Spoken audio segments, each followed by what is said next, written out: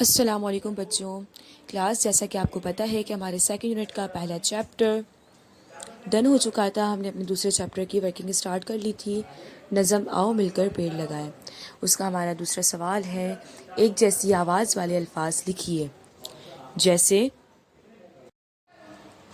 जैसे पाएँ, इसके हम आवाज़ अल्फाज हैं जाएं खाएं आएं।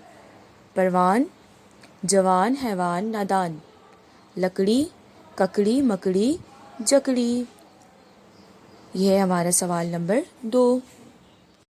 इसी तरह हमारे पास दूसरा सवाल है, खाली जगह दुरुस्त लफ्ज़ चुनकर लिखिए। ये मुल्क का सरमाया होंगे। बच्चों, इसमें सरमाया आएगा, साया नहीं।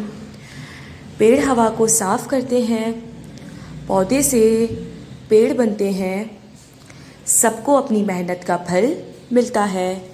क्लास, हमारी 2 ये एक्सरसाइज थी आज की। अब अपनी दूसरी क्लास में मिलेंगे इंशाअल्लाह। तब तक अपना बहुत सारा ख्याल रखिएगा। Take care student. अल्लाह हाफ़िज़।